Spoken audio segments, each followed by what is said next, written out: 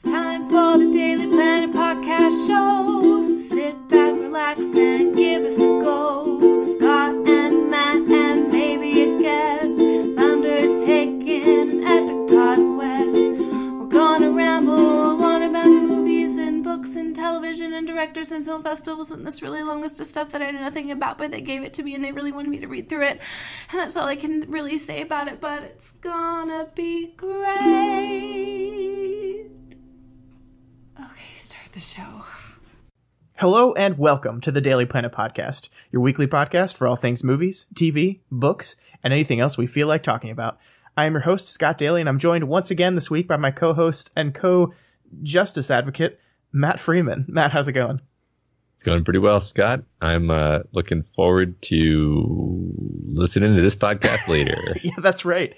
This week we are talking about Justice League, but Matt didn't see Justice League. So he's just here for the news-y things, and then he's going to get out of here. And then we're going to talk to someone else about Justice League. We're going to talk to Daniel Freeman, your brother, who also is the only person I've ever met in person who enjoys Batman vs. Superman. Daniel, welcome to the show. Hello, I'm of course happy to be here again. You really should see the Ultimate Edition of Batman vs. Superman. I've seen it. It's still bad. You still okay? Well, you're wrong. All right. So yeah, as we said, this is our Justice League podcast.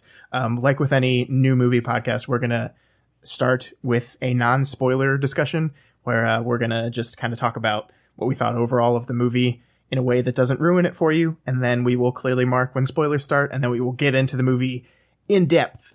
But first we got some news to talk about. So Matt feels like he can participate. Excellent. All right. So the first news item we got here is all about Quentin Tarantino, because Quentin has written his 9th film. This is a film taking place in the 1960s and centering around Charles Manson and the Manson murders.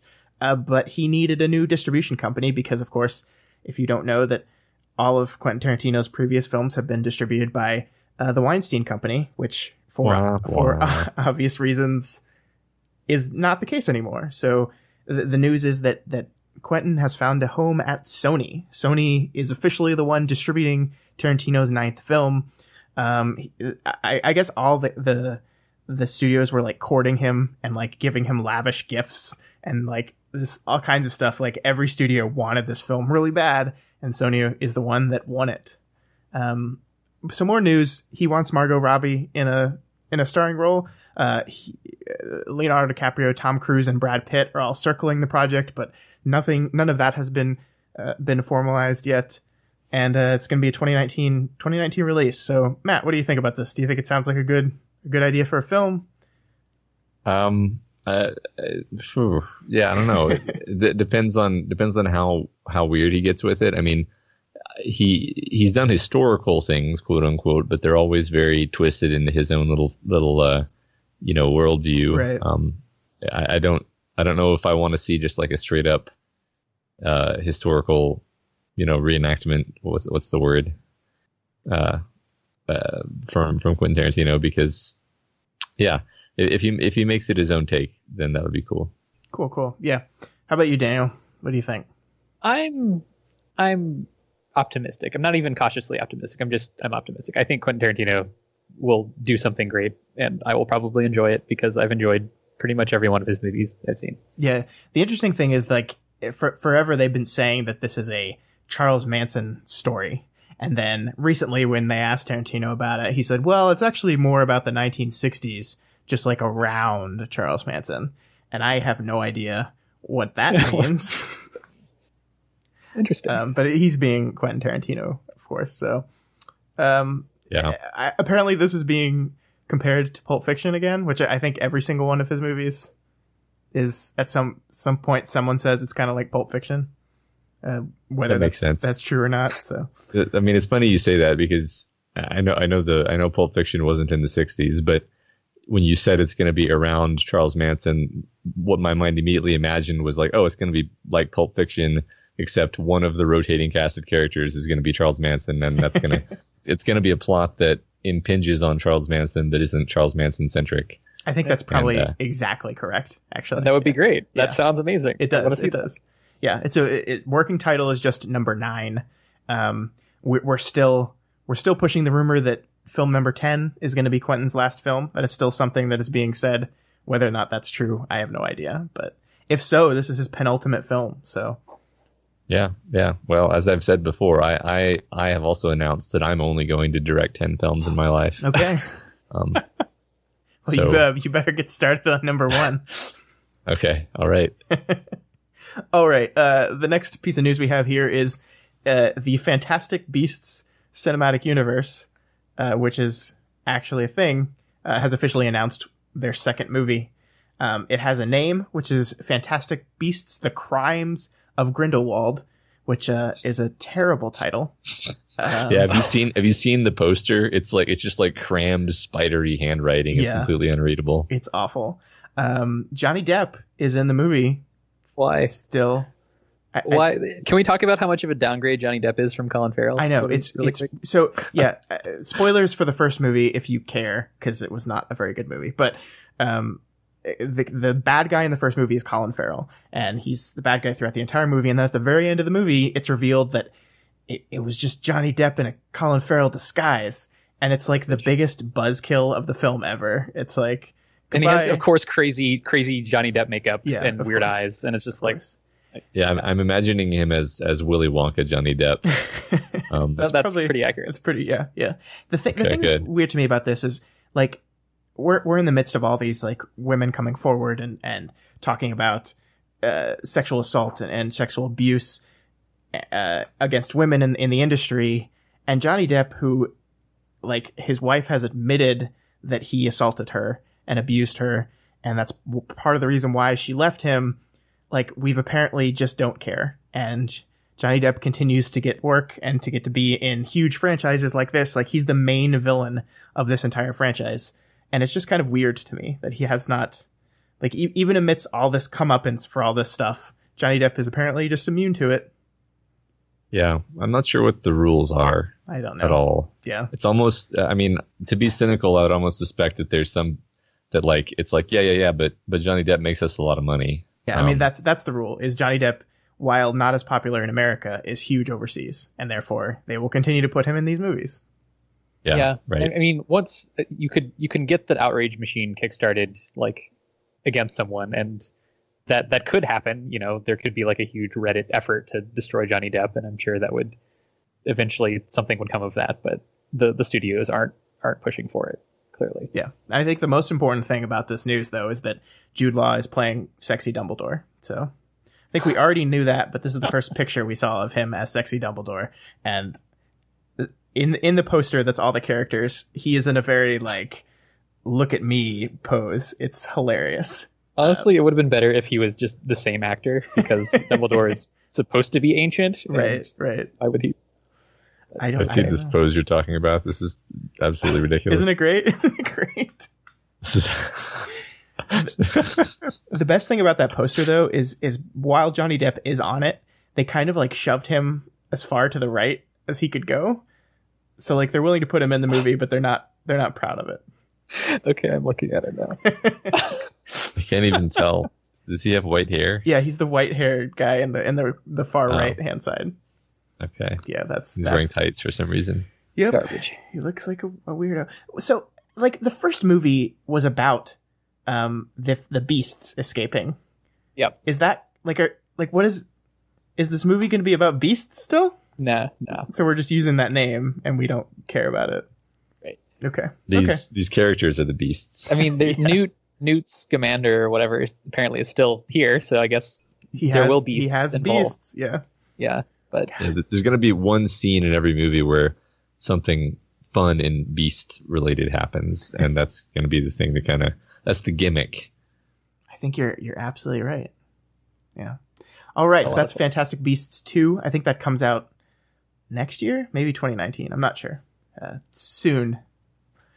Next up is an update on something we have talked about in the past. We talked about Amazon trying for a Lord of the Rings television show. That was just a rumor that Amazon was in talks with Tolkien's estate. It is official now. They have officially signed on. Amazon is producing a Middle-earth television show, but apparently it's going to take place prior to the events of Lord of the Rings, kind of like a prequel. I don't know the details of that, what that means. Obviously Tolkien's work is expansive and there's thousands of different stories they could tell, but I guess that's good news that we're not just going to retell Lord of the Rings on Amazon. Yeah. I mean, I suppose marginally good news. I'm still curious to see how this goes while being agnostic about its quality, because honestly, telling me that it's going to be Lord of the Rings based is almost no information. Like, you might as well have just said like, oh, it's going to be Amazon's going to be doing another fantasy TV show. and Right. in fact, I might even have higher expectations if they just said, oh yeah, we're gonna do our own fantasy TV show, because then I'd be like, oh, that's interesting. What direction are you going to take? Whereas now I'm like, oh, you're going to take the direction where it's going to have all the Lord of the Rings stuff in it, and they're going to be like orcs. They're going to be like, oh, it's Elrond, and You're right. you're supposed to clap. So I mean, there's so many things in the Silmarillion, but are they filmable? Are these stories like, because the way Tolkien writes them as kind of history events, right? And like, yeah, they're mostly like Cliff's Notes, that they're like, and then Glomdrang came down from the mountain and smote the army of Glorfindel, and they were destroyed. And it's like, that's not a story. That's spoilers. Yeah. I mean, I'm basically making these things up, but I feel it's optimistic to even think they would use the source material, because Yeah, you're probably why right. would they? They just want to print dollar bills, and you don't even need to. How many people have read the Silmarillion that are actually going to watch this? Like, That's true. Very few. Yeah. It's rumored to be one of the most expensive television shows ever produced. They're guessing they're going to really pump money into this thing. Of course, we know Amazon has tons of cash, so they're willing to spend the money on something like this. So, I mean, hopefully that means it'll at least be well produced, and we'll get like Game of Thrones quality visual effects and stuff like that. Hopefully a little bit higher than Game of Thrones quality writing, or at least late Game of Thrones. Yeah, right. Yeah. All right. So finally, the last news item we have this week is a box office report. And I only do this when I think the box office is interesting enough to talk about. And this week happens to be it, because a little movie that we're going to be talking about today called Justice League opened this weekend. And it didn't go well, guys. Did not go well. Of course, we're recording this on Sunday night, so these are estimates. This is not the official numbers. But the Justice League film is expected to bring in less than $100 million over the 3-day weekend. At $96 million, that's very bad. I think Batman vs. Superman took in like $160 million in its opening weekend. Thor Ragnarok took in, I think, $116. This movie is one of the most expensive movies ever produced. The rumor are it cost around $300 million total, and therefore would need to make globally around $650 to $700 million before it broke even. So a opening weekend at less than 100 million is basically a disaster, especially when next week the new Pixar film is opening. So it's definitely not going to be number 1 2 weeks in a row. It's not looking good for the DC expanded universe. Yeah. Is this like a studio ruining mistake? I mean, you can't just eat like a, what is it? It's going to be hundreds of millions of dollars of loss, right? Well, I think it might still break even. I mean, it's doing decently overseas. So I think they're going to hit that 650-ish mark. So it's not going to be like devastating loss, but it's also not going to be the money-making machine they want it to be. So yeah, I mean, here's what I think is going to happen. I think Zack Snyder is done in the DC universe. I don't think he makes another film for them again. Did he sign on for the sequel though? I thought he was in some sort of contract for Justice League. Yeah, they might buy him out. I don't know. I don't even know if they're doing Justice League 2. Like the original plan was that Justice League was going to be a 2-part movie series, and they've, getting into our discussion of the movie in a bit, they've completely scrapped that, it seems, because the way Justice League ends is not indicative of a direct sequel. Right. So I honestly don't know, but I think they're going to be retooling. I expect we'll see the connected universe die, and we'll get individual films. We're definitely getting a Wonder Woman 2. I think the Flash movie is going to happen. Aquaman I think is supposed to come out like next year. I think I don't. That movie said like 3 different directors. I have no idea what's going on with it. Yeah. So I don't know. There's going to be 2 Joker movies, I think, also or something.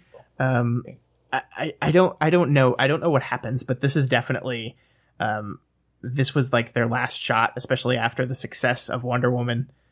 And I mean, this is a disaster. Yeah. It really tickles me that the random Thor movie, which I loved, obviously made more money than their attempt at making something as big as, the Avengers movie. I mean, DC had yet to crack $1 billion on any of their films worldwide yet, and they really were thinking that this was finally going to be the one to crack it, and it's just not happening. Did they watch it? Spoilers for our conversation, Daniel. Sorry. In second place is the new movie Wonder, which is that story of the kid with the facial deformity. That's based off of a book. It's a feel good family story. It actually did better than it was projected. It was projected to come in 3rd this week. It ended up in 2nd with $27 million. That's a much smaller movie, and I think it's going to be very successful. And it's supposed to be pretty good. The guy that directed that movie, Steven Chbosky, I think is his name, also did Perks of Being a Wallflower, that film, which I loved. So I'm kind of looking forward to see this. And 3rd place, of course, Matt, is your Thor Ragnarok. Yep, my favorite Marvel film. Yeah, it was in 1st place 2 weeks in a row.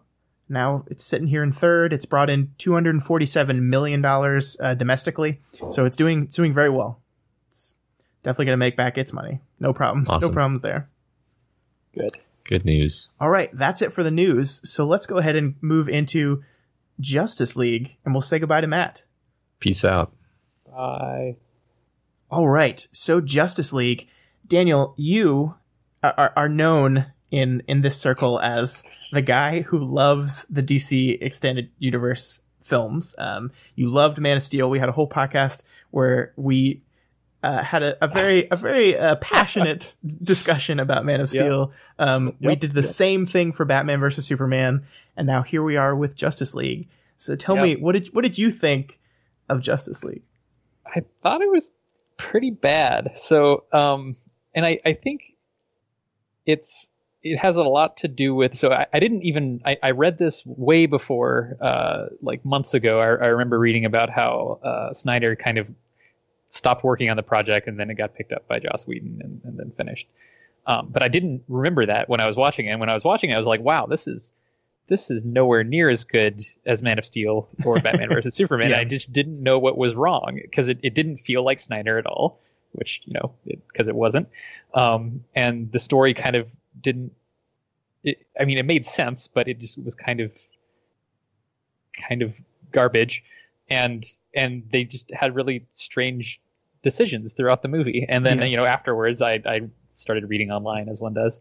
And then I was like, oh, okay. So everything I liked about the movie was the stuff they kept from Snyder, and everything I didn't like about the movie was what they had Joss Whedon do. Okay, that explains a lot. Yeah, and I think that's interesting on a couple levels. The first is that I think everything that I liked in this movie was Whedon, so which I think makes perfect sense. So what they've done here is they've made a movie that pisses off everyone, the people that like the old stuff, the people that like the new stuff, and right. The greatest irony here to me is this movie is about a team coming together, a team of disparate people coming together and forming a cohesive whole to become a more effective tool to kill the bad guys.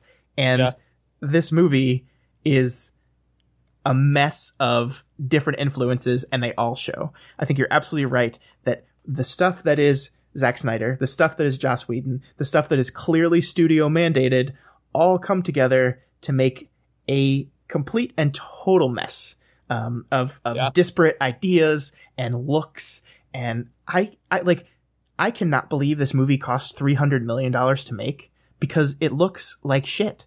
It really does. Yeah. The CG is terrible. Like every time I've read PlayStation 3 cutscene, like graphics. That's about right.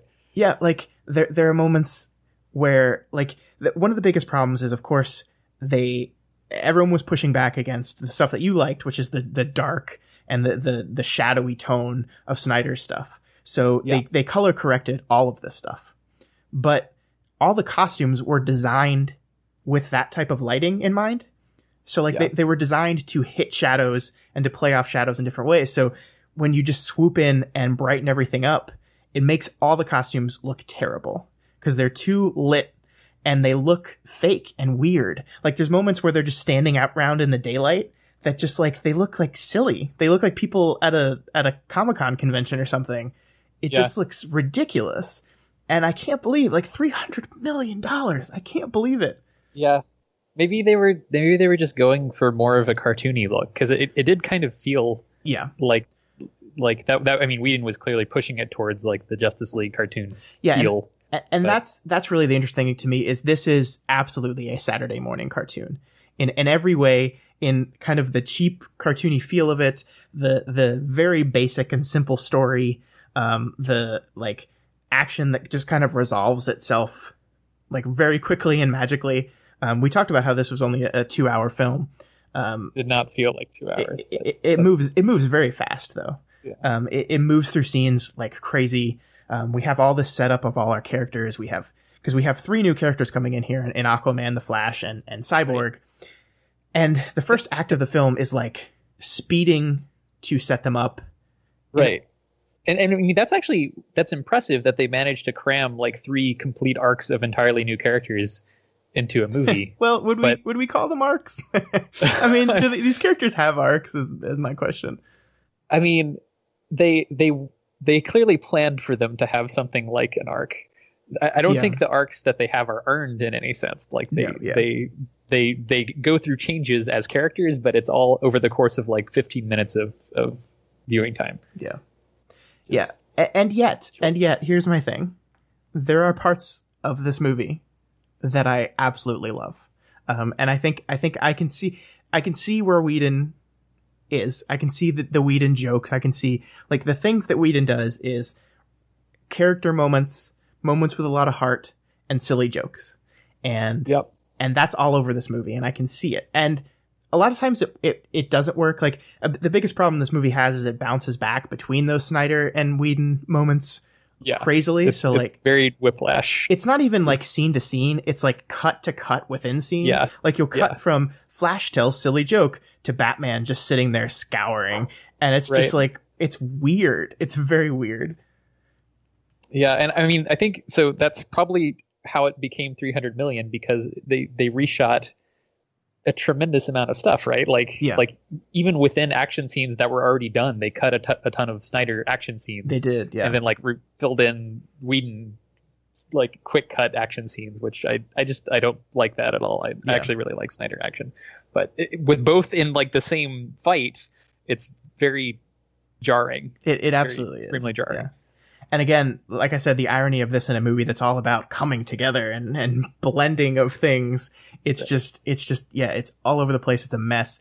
There is like, without getting into spoilers, there was once upon a time this big, long, almost universe-wide arc we were playing with this movie that involved Darkseid and all this big great threat that was coming, similar to Marvel and the stuff they've been doing with Thanos. That all that stuff has been cut. Like this movie is like everything that was kind of set up from Justice League or from Batman vs Superman has been removed.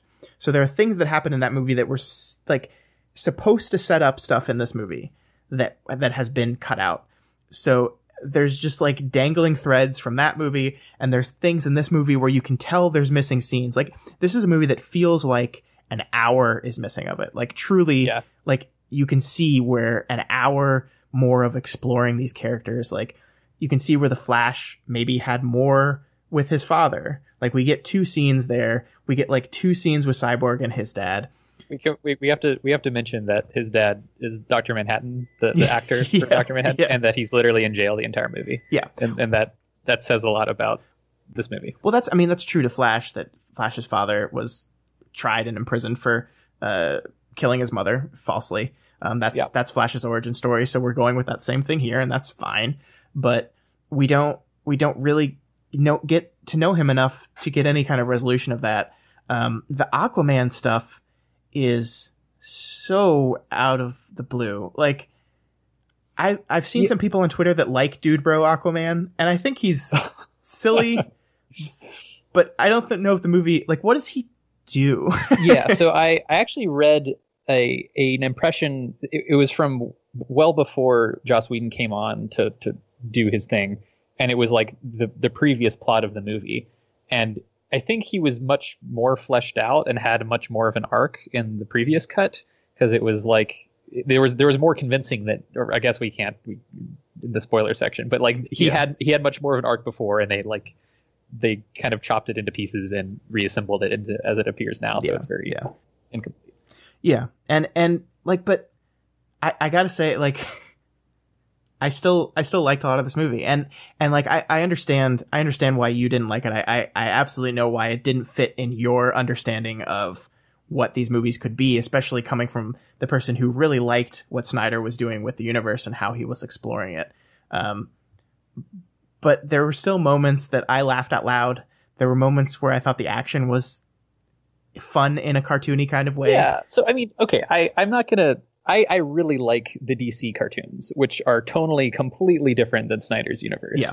And the parts of this movie that managed to, like, try to capture that tone, there were parts that were hilarious and that were done very well, and I was laughing, and on cue as Whedon points at you and says, "Hey, laugh at this quip." But when you like stand back and you're like, "No, we're in a Snyder film, Joss. You can't make it into."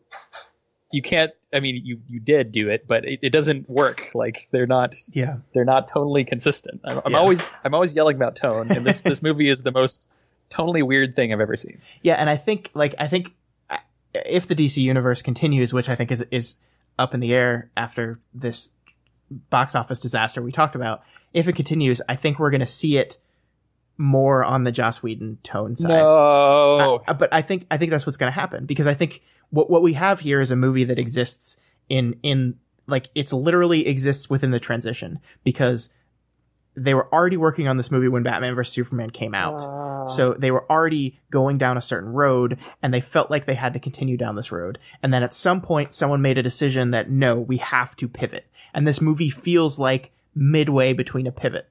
And it's such a tragedy. And like, it's just going to turn into a Marvel. They're just copying Marvel now. That's literally what they're going for. They are. Like, and the thing is, they're doing it badly. Like, right. I have many conversations with people on this podcast about what is good and what is bad in the Marvel movies, but I think that you can absolutely argue that this movie is trying to be an Avengers. It is. The structure of the plot is very similar to the Avengers. The main villain we have, what the threat is, the mindless, army that we have to have our heroes fight against is very structurally similar to Avengers. But first of all, it's been 6 years since Avengers, and we've kind of seen that now, so it's not as awe-inspiring as it was back when we first saw it. And second of all, it's not good. Like, the DC chose to kind of rush into this thing and not do an individual film for each one of their characters. Which was a mistake. It was a mistake. So we have these 3 new characters, and we have to, and to give the film credit, they tried to give them an arc. As you said, they tried to take time to set up each one of the characters to get us to know them a bit, and then have the team come together. But it's not enough time. We don't understand them enough, and therefore we don't understand the conflicts between them. They feel manufactured and just like, we need to have a scene where the team gets together. So until that happens, we need them to fight against each other. And even for Wonder Woman, who has a standalone movie, it still feels like there's a missing movie explaining like what the motivations there are. Like everything feels woefully like not cohesive. Yeah, in the way that there's no payoff. Like Avengers really felt like, we've been setting this up for 15 movies or something. Yeah. And we can bank off of your kind of cached understanding of who these characters are and like what drives them. But we don't understand Ben Affleck's Batman. Like, no, not at all. Not at all. And he's a completely different character. So like, I additionally still don't understand Ben Affleck's Batman. Yeah. So the only other thing I wanted to talk about before we get into spoilers, I wanted to talk about Wonder Woman a little bit. I wanted to talk about how Snyder and possibly Whedon shot Wonder Woman. And so obviously the Wonder Woman film was a roaring success, and it was a female director in Patty Jenkins who did an amazing job.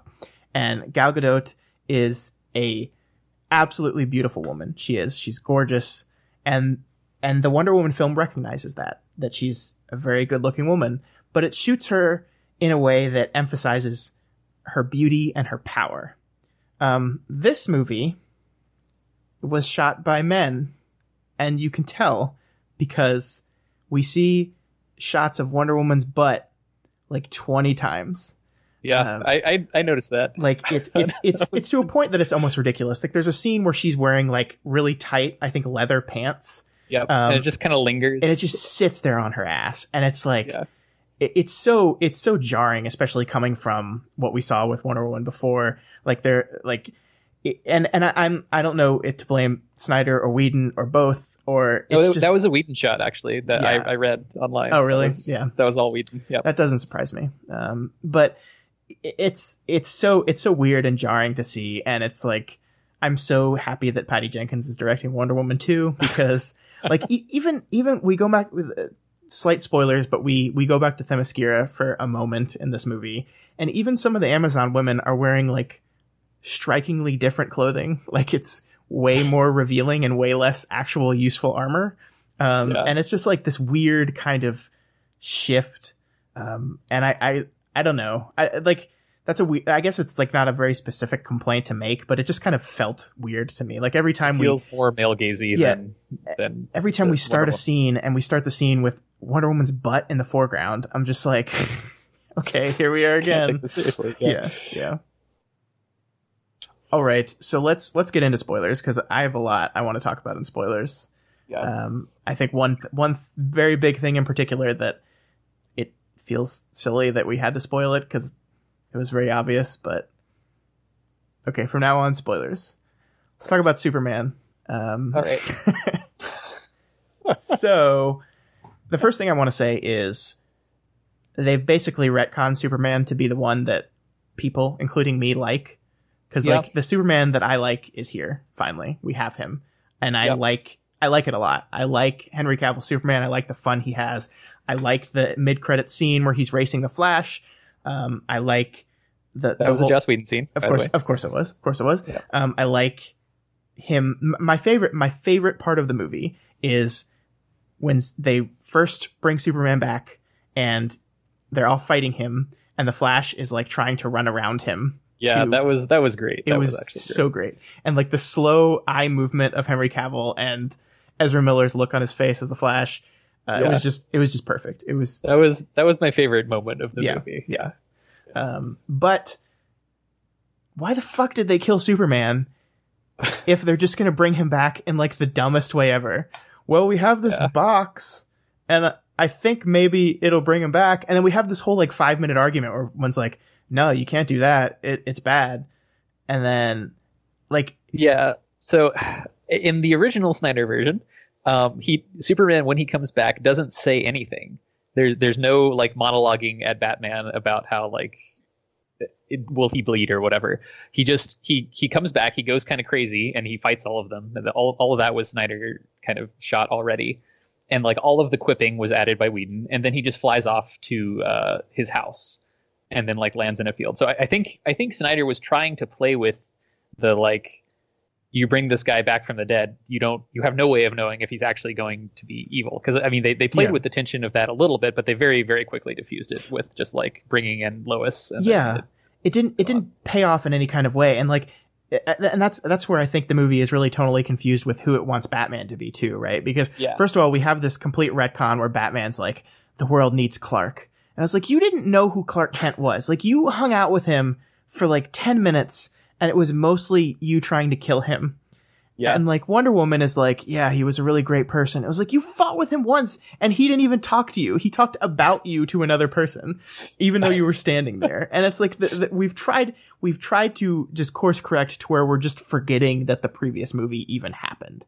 And we do that with Superman too, like how much the world misses Superman when Batman vs. Superman was totally about how everyone's terrified of this great, powerful thing. And I know you found that very interesting because it's like this deconstruction of what Superman would do to people when you have this all-powerful person that says he's good, but is he? And you're right, that is kind of interesting. This movie has completely abandoned that thread. Yeah, it doesn't care at all. Yeah.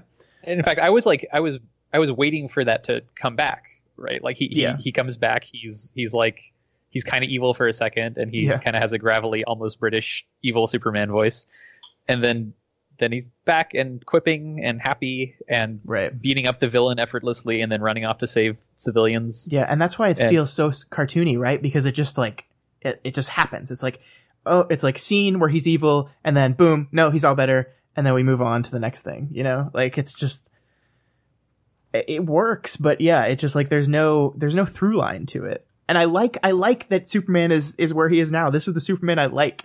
And I always thought Henry Cavill was a great casting job, but it never felt like my Superman. So I like that he's gotten to this point. I like the stupid Joss Whedon, like, truth and justice quip at the end. I actually really liked that. But I don't know, just like everything it took to get there just feels so weird. And that's one of the other things, like Wonder Woman had this whole movie where by the sacrifice of the love of her life, she learned that while humanity tended to be bad, it was also like so much more. I think that's literally what she says in the movie. There's so much more than that. And then suddenly in this movie, we have a Wonder Woman whose arc is you've retreated from the world because you lost your boyfriend, and now you don't want to be around anyone. You don't want the responsibility of leading men. And it's just like, what happened? Like, what happened? There's a scene missing. I mean, that was still an issue in Batman versus Superman too. Yeah, it was like, where did Wonder Woman go for the entirety of post World War I? Right. And then everyone thought Wonder Woman was going to answer that, and then it's like, no, she seems to be better, sort of, but still disappeared for 80 years. Yeah. I maybe that's what Wonder Woman 2 is going to talk about, or maybe that's entirely modern day. I honestly don't know. But yeah, I mean, I think Snyder set that up, but I think Patty Jenkins wanted Wonder Woman to end on a hopeful tone, and to end it on a hopeful tone, you have Wonder Woman like recognizing what her place in the world is and her duty to protect these people. But yeah, and then that completely conflicts with everything that Batman vs Superman showed in the character. But yeah, I don't know. So Steppenwolf, what'd you think? We didn't talk about the villain at all in the non-spoiler section. Oh my god, he was a cartoon villain. He was. That's all I can say. There wasn't ever really any tension when he was in a scene, because it was kind of established that he could hit people really hard with his axe and would kill them. I thought that maybe he was going to get like a super power up and like be able to even maybe hurt Superman, but no, he just like he just got hit once really hard, and then he was afraid. Yeah, that was definitely like the parademons being attracted to fear thing was absolutely a change. Like, there's no way that was Snyder's idea. Like, and he even in the original I read this. In the original, Wonder Woman cuts his head off. It was so metal, and they got rid of it with this stupid fear nonsense.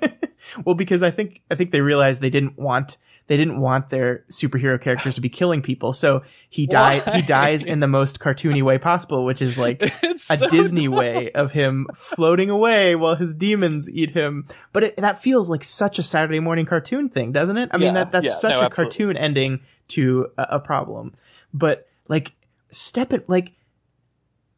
I understand that the Avengers, the main villain in the Avengers was Loki, who was like a low tier villain, but it also worked because it was a defined villain who had conflict with one of your characters. But you pick Steppenwolf as your big Justice League villain. Like, this is who your big team coming together moment villain is Steppenwolf, who I've never heard of. He looks ridiculous. Like, they mentioned Darkseid once, and he like says Darkseid, but they don't like. As far as I know, that whole thing is completely abandoned. They're not even doing the Darkseid stuff. There was originally a scene where Darkseid is like in silhouette as they look up one of the boom tube things or something like this. And Snyder was trying to set up Darkseid as being the primary villain, but which makes sense. Which makes way more sense. Yeah. But instead, we just have these 3 cubes, and you just got to put the 3 MacGuffins together to. I've never been more frustrated in my life than And Okay. then you just got to hack the MacGuffins apart. Well, but it's like so they bring Superman back from the dead, right? Using the cube. And then the cube just like falls on a car somewhere. And it's like, this is all the bad guy needs is this one thing, and then he'll destroy your entire world. And you just like forget. And then they see the cylinder, and then it's just like, oh no, Oh, he has it now. he got the thing. Well, Oh no. I guess we're all gonna die. yeah, and I read so the conclusion of the story takes place at this random nuclear silo in Russia somewhere, right? That was not where that scene originally took place in the Snyder version, right? Like I'm pretty convinced of that. I'm pretty convinced that was all Russian changed. The whole Russian family thing was entirely Joss Whedon. Yeah, and it was like, and I don't mind that. Like I like that we try to personalize it. I think Joss Whedon tends to do a good job with that. But the fact that it was set up so early, like we cut to this family like 3 times before the climax, and that felt weird to me. Like that was unnecessary. Remember, something's happening in Russia. Yeah, and it was such a random place. Like, oh yeah, we have to do it here because this is where no one will find us. Right, there was that one kind of Yeah, shoved in line about how, oh, that's where it would be because it's hard to find. yeah. Or something. But like they already showed that they can go to Themyscira, which is literally like hidden from everything. So why didn't you just go there? Yeah. or like Atlantis. Why didn't you go to Atlantis? Yeah. Was Atlantis even in this movie? They had just one little chamber. Yeah. Right. That's what, like, as far as I'm concerned, Aquaman was a disaster. Like, there's this one weird scene where he has with what's her name, where they hint at Aquaman's story, and then they just kind of drop it. And Yeah, because he's reluctant to help. Yeah. And then he helps. Well, that's the whole. That's his arc. Like originally, I thought like when Snyder originally described his idea of this movie is he said it was like Seven Samurai, but with superheroes. So the first part of the movie is Batman going around recruiting all these superheroes, and really, why didn't we have that? And really, all that happened was everyone got their boxes stolen, so they were like, "Okay, I'll join now," except for the Flash, who is the best character in the film. Like, I think, like. I know you don't like a lot of the Whedon stuff, but I think all the Whedon Flash stuff really, really worked. I think I saw on the Discord you said, like, when Flash pushes Wonder Woman's sword towards him, that's totally Snyder. And then when he trips and face plants into the wall, that's all Joss Whedon. And I think that's absolutely correct. Like, the Pet Cemetery joke with Superman coming back, that was so Joss Whedon. Like, that's a Joss joke. But I think it was great. I think it was funny. He's a fun character. It makes me kind of interested in Flashpoint. Yeah, I mean, it works for Flash because he is a ridiculous character. Yeah. Like, even at heart, I think even a Snyder version of the Flash is going to be a little bit ridiculous. Right, because some of those jokes were Snyder jokes. Yeah, but and like we don't have a whole bunch of other movies to retcon to turn him into a ridiculous character. Also going for him. But yeah, I enjoyed pretty much everything about the Flash, and like we mentioned earlier, the scene where Superman can see him moving and then and the look on his face. Ezra Miller is a very good actor, and I quite enjoy him in most of the things he does, and I think he was a good fit for this. What did you think of Cyborg? What did you think of Ray Fisher's Cyborg? I liked it. I didn't really know. It had the same problems as everything else, is where you kind of don't really know where it's going. And the more I read about it online afterwards, it seemed like his story was also changed quite a bit. But I mean, it was acted well. I thought his CG was actually really well done compared to other things. I agree. I think the design for that costume is shit. And we get the moment at the end where like we show that he's improving his armor to look different. Yeah. And that's good because I think the design is bad. Yeah. But I wanted more. I do agree that he was surprisingly good. I think that the most surprising thing I was about the movie is how well that character worked, because I was never interested in Cyborg. Like I don't care. And I wish we got a movie that took more time with some of his stuff. Because like we have in the second act, he saves his father from death, and then just kind of leaves. Yeah. And that's it. We're just done. We're just done with that. Yeah. The part that's weird is when they find out where Steppenwolf is, and Batman's like, "Oh, my jet will never make it there in time," and Cyborg's like, "With me, it will." And then they just cut to them getting there. Yeah. And I was like, "How did he make the plane go faster?" He Like, used his technology. Like, I He know used the power of science. I know he can take over the plane by putting his little tentacle thingies into it, but how do you make a machine go faster? He used the nitro boost. Push the boost button. Okay. Yeah, I mean, like, I think overall, like, it's just, like, it's a very simple story, right? Like, we have our 3 MacGuffins, put them together, we gotta stop the bad guy, we stop him, we win. And I think that simplicity almost works in its favor. I know that's not what you wanted, but... No, I mean, that could have even worked if that had been at all set up previously. Like, if any one of those MacGuffins had been stolen in a previous movie, for example, instead of having to cram 3 entire, like, heist arcs into this movie while at the same time trying to develop 3 characters. Yeah. And all in less than 2 hours. Like, Yeah. that's nonsense. I agree, yeah. What are you doing? And at the end of the day, the message of this movie seems to be, let's everyone get together so we can bring back Superman because he's way better than all of us. And that's kind of weird. And I love Superman. I love the character Superman. I think he's great. But that's the seeming message of this is like, one of us alone can't take this guy down unless that person is Superman. It would have been so much better. Here, I've solved the movie. Okay. They resurrect Superman. Superman immediately kills Steppenwolf, but then he's evil Superman, and now they have to fight evil Superman. I've set up a sequel for you, even. Yeah. Like, better movie. It sounds ridiculous, would have been a better movie. I think that's absolutely right, because then you show, I think that does a few things. It shows, first of all, it's interesting and fun, and we get a longer transformation from Superman to becoming the Superman that everyone knows and loves. Right. And second, if you do it that way, if you have Superman be the main bad guy of your movie, then you establish that the Justice League combined without Superman is greater than Superman. And so you establish the power of these guys working together to all, and they didn't really do that. In fact, they kind of specifically did not do that because they have all 4 of the guys trying to hold down Superman and they fail. They lose. Right. They lose. Which that scene is that's I think that's kind of my opinion about this movie in one sentence, actually. That scene is awesome. Like as a moment of like all of the Justice League people like trying to prevent Superman from murdering everyone. And then they all fail. And then it just like it doesn't matter because like as a thing happening on the screen, it doesn't make any sense, but it looks really cool. Yeah.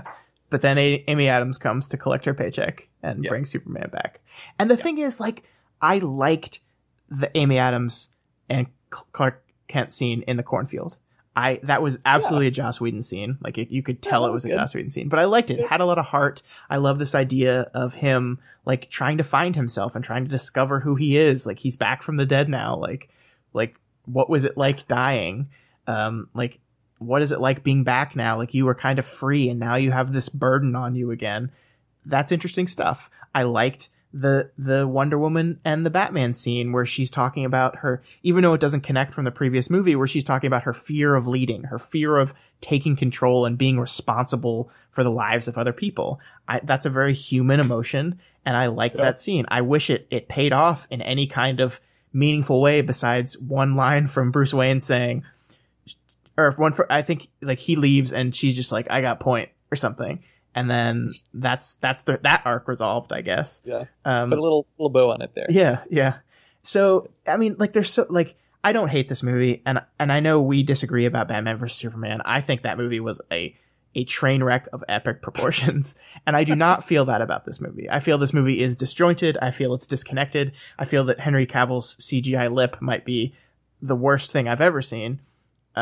He would have been evil Superman with a beard. It would have been fine. Why didn't you just do the beard? I don't understand. Also, does like, I guess Superman cells don't rot? Is I guess what we're saying? I guess not. Yeah, I guess Kryptonians are just always perfect. Well, okay, so in the original Snyder cut, he was in stasis, and I think Steppenwolf was going to try and resurrect him in the same way that what's his name, Luthor, was going to try and like create Doomsday. Doomsday. Yeah. There we go. That's... And he was like, he wasn't fully dead yet, and so they thought they could. It made a little more sense. He wasn't. Really, I guess, yeah, that makes sense. Dead. Well, because remember at the end of Batman versus Superman, he was like, there was like rocks. Yeah, the rocks hovered, and I guess we just got rid of that. Yeah, he's full dead.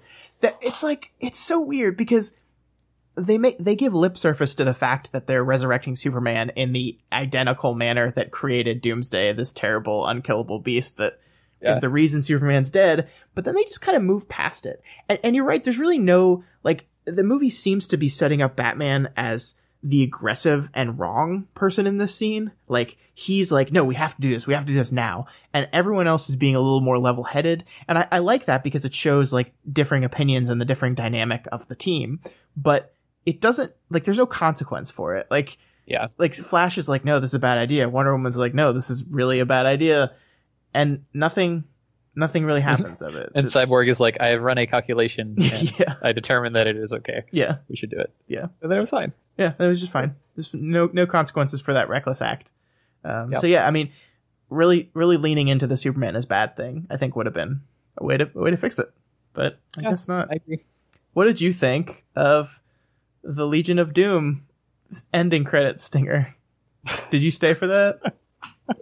Yeah, no, I stayed. I thought the Deathstroke costume was pretty cool looking. It looked cool. I guess that was the cheesiest fucking.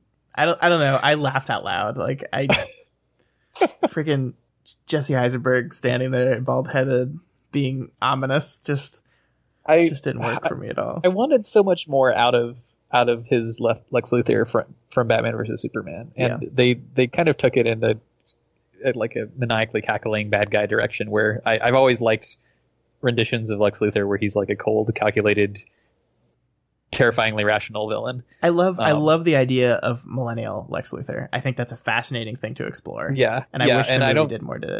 With it.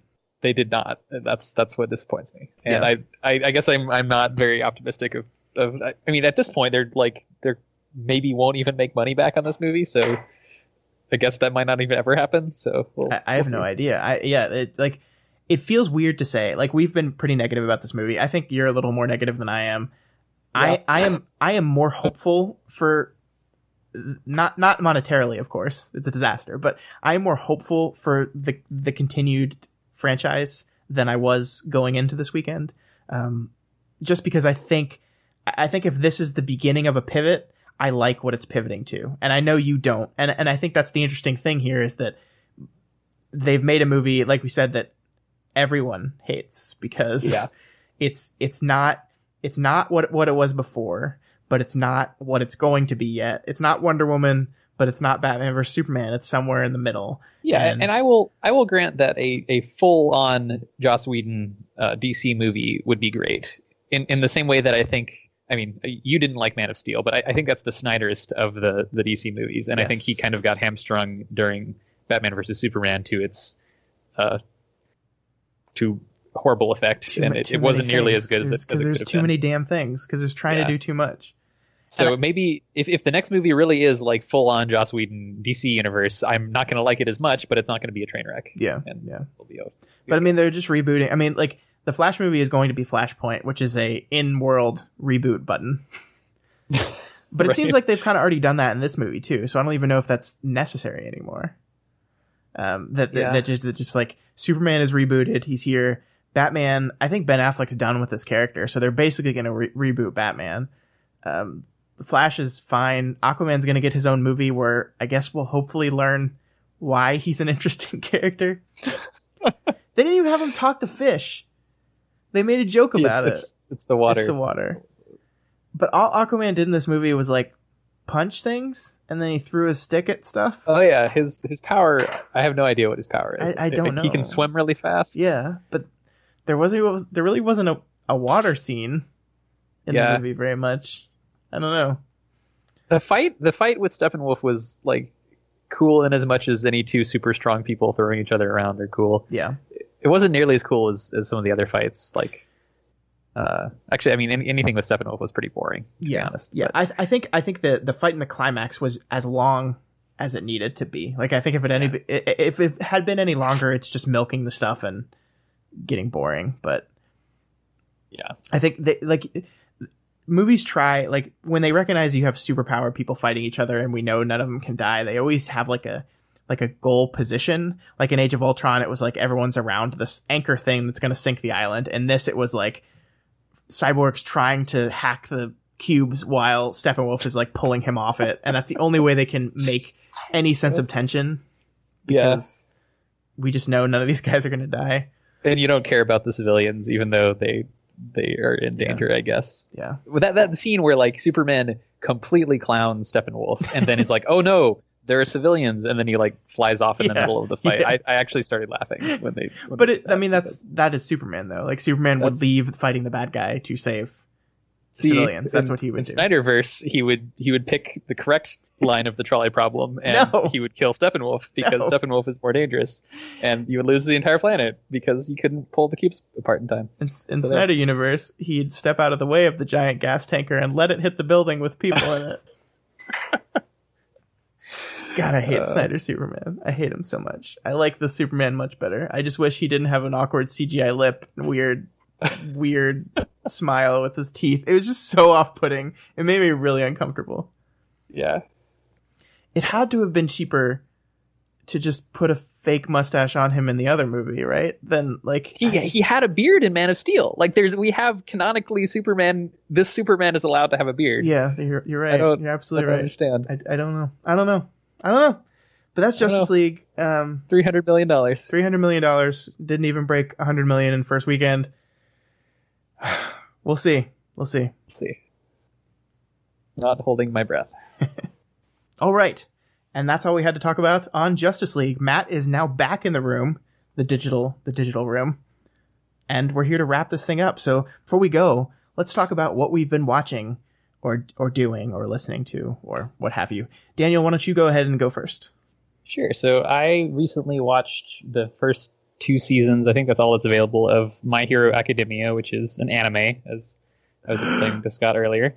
And it's very shonen, which means absolutely nothing to no one that has to people that haven't seen any anime. Yeah, what is that? What does that mean? It's kind of very tropey. It's very hero's journey, learning to use your power as a hero. It's very, very, very anime. But it's okay. It was okay. I would recommend it to people that enjoy shonen anime. All right, I will go ahead and not watch that. Yep, I think you should not watch it. I think you would hate it. I mean, I think you can define shonen by just saying like Naruto, DBZ, Bleach. These are shonen. Oh my god! Yeah. I just involuntarily shuddered. Yeah. Okay. Right. All right. All right. How about you, Matt? So the Daily Planet has been a vocal supporter of the Adventure Zone podcast in the past, and now the Adventure Zone podcast resumes with its second feature, Commitment, which is like a superhero. It's not Dungeons and Dragons rules. It's this rule set called Fate, I believe. Is that right, Scott? Yeah, that's right. And so it's very interesting. A lot less dice rolling and mechanic-y stuff than Dungeons and Dragons requires. So it can be heavier on the story. I'm not going to talk about the story much aside from saying that it's really fun to hear these guys get back in the swing of things, and I'm enjoying it, and I recommend it just as I recommended the first show they did. Yeah, they're doing a very interesting thing where they're doing like mini stories where each of them is taking the turns sitting in the DM chair. So I think this one is going to last maybe one more episode, and then they're going to switch again. Oh, really? Only one more? Yeah, okay. I maybe one or two. I'm not sure how many they've committed to, but they're basically trying it out, and then they're going to, at the end of that, decide which one that people liked the most and which one seemed the most successful, and then they're going to go a full story arc from there. So this one is Clint McElroy, the father, doing the DMing, and it's hilarious, of course. I really like it as well too. It's very different, of course, than Griffin's, but it's the same guys doing the same thing, so it's got a lot of what we really loved about it. Still, yeah. One thing I enjoyed was that I forget which brother is who, but one of them has chosen a very different character. They've all chosen very different characters than the ones they played in the last game, and so you see a lot of surprises. You see that they actually have a lot of range in terms of their ability to embody a certain character with their role playing. Yeah, absolutely. Fun. Yeah, I look forward to seeing what the other ones look like. I'm not sure. As much as I like this one, I'm kind of anxious. You know, when you know there's something else waiting in the wings, you kind of wonder what the next one's going to be like. But we'll see. Yeah. All right. I saw a documentary on Netflix called Jim and Andy. This is a story about Jim Carrey's portrayal of Andy Kaufman on the film Man in the Moon, I think is the name of it. From, I think was it 99 or something? Basically, what happened was Jim Carrey got so into Andy Kaufman character that he was just a complete and total asshole on the set to everyone. And they held back this footage a long time. Like the studio held it back because they were like, this makes Jim Carrey look like an asshole, and we don't want people thinking he's an asshole. So they did this documentary where they're finally showing the footage, and they're having Jim Carrey kind of talk over it, and he's kind of ruminating on what it was like to be Andy and how that changed his life. And it's really fascinating because you watch the director struggle with Jim Carrey, who refuses to break character, refuses to follow instructions, just fucks with everyone on the set.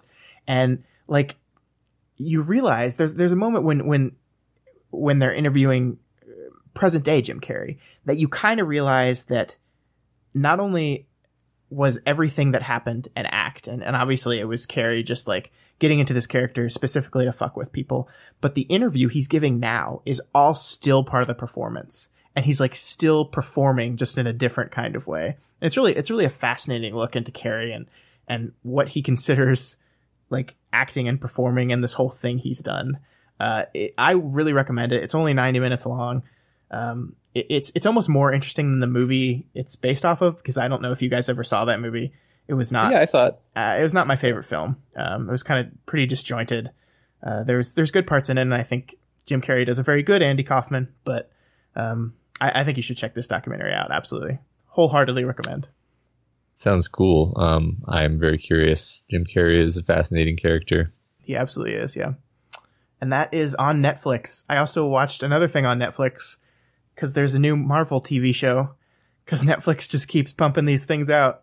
So The Punisher is on Netflix as of this Friday. I've only watched the first 3 episodes of it. And I got to tell you guys, as much as I love the Netflix films, I just can't get into these TV shows. I don't know if I'm going to keep watching this thing. It's just not grabbing me at all. And the shows keep doing this thing where Punisher appeared in the Daredevil, and they defined who his character was, and they by the end of Daredevil season 2, he's got the Punisher vest with the skull on it, he's suited up as the Punisher. And then in the first scene of the show has him burning the Punisher vest. And it's almost we're just literally resetting the character, and now we're going through the character's origin story again. And it's just I don't care. Why these shows are so into rejecting any kind of the superhero iconography of any of their characters. I do not understand it. I do not understand at all. And it just frustrates me to the point of boredom. And I just don't care anymore. So I might watch a couple more episodes of this. I don't know. It's another 13 episode show where I think every single one of these Netflix shows could realistically be four episodes long and tell the same story, but they just pad it with so much stuff. And I'm at the end of my rope here. Yeah. I mean, I don't think I've watched a single episode of one of these Marvel Netflix shows, or is it DC? I guess it doesn't matter. No, these are Marvel. Yeah, these are Marvel. These are Marvel, but they also did the Flash, right? No, am I wrong? Whatever. The Flash is a WB show. That's different. Okay. Well, yeah. Nothing you've said has made me have more than passing curiosity about them. They all sound, like you said, they all sound kind of drawn out. So yeah, I would say the Jessica Jones one is the best. Yeah, and the most worth of your time. And even that one is probably 3 episodes too long. Even that one, I think you can cut it down. So okay. I enjoyed the Luke Cage one. I enjoyed the first half of it. Yeah, okay, I'll give you that. Yeah. But yeah, Defenders and Iron Fist were trash. Yeah, they were awful. some of the Daredevil stuff was very good. I think I liked the first season of Daredevil just because it was new. I was like, oh, look, like a serious Marvel show, hallway fighting. It was just kind of how much better it was than Ben Affleck's Daredevil. Yeah, also yeah, that too. had going Yeah. for it. Yeah. So I know people that really like these shows, so I'm not like bagging on any of them. I understand why you like it, but it's just, I just can't do it. I can't do it anymore. I've watched all of them to completion, and I think this is the point where I'm finally tapping out. I think that's more than reasonable. Yeah. All right. So that's all we have for this week. If you have any questions or comments, just let Matt and I know via email at dailyplanetfilms@gmail.com or on Twitter at dailyplanetfilms. You can also follow us there for any of our new episodes and announcements and all that stuff. Yeah, and if you're not already subscribed to this podcast, we encourage you to do so and ensure you never miss an episode. You can find us on iTunes, Stitcher, YouTube, Google Play, and pretty much anywhere else podcasts can be found. That's right, Matt. And if you like this show and all of the other shows we do here, consider becoming a patron of the Daily Planet. You can pledge $1 a month or whatever else you can afford to help ensure we keep growing and keep making new content. This week is Thanksgiving week, so I don't think our schedule is going to be quite as normal. There's not going to be a so-called writers, correct, Matt? I think, you know what, guys, I'm moving right now. Yeah. It's real difficult to fit this stuff in. There may not be a so-called writers. We'll probably do like a multi-makeup episode after Thanksgiving. I think that's the most likely outcome. Yeah. And there's also not going to be an episode of Phantom Zone. There's still going to be a new episode of We've Got Worm. We're making it a priority to finish that, and that also drops before Thanksgiving. So, but yeah, so if you like all those shows, want to support us, you can find us on Patreon at patreon.com/dailyplanetfilms. Yeah, and if you want to give us a piece of your mind about Justice League, then you should donate $1, and then you can jump on that Discord, that Patreon supported Discord, and yell at us about it. Absolutely. Yeah. Also, please consider rating and reviewing us on iTunes. Every review helps us get more exposure and introduce new people to how awesome we are. Yeah, that's all we got for you guys this week. Next week on the podcast, I don't know what we're going to be doing. Originally, I had lined up for a Kryptonian collection, but I think that's fallen through. So maybe we'll do a review of Pixar's Coco. I don't know. Maybe we'll do that. But we're going to do something. It's going to be great. So tune in next week, and we'll see you then. Podcast is over, it's done. We hope you all had some fun. Go back to your work or your school, maybe the gym. Hey, that's cool. Regardless, just go away.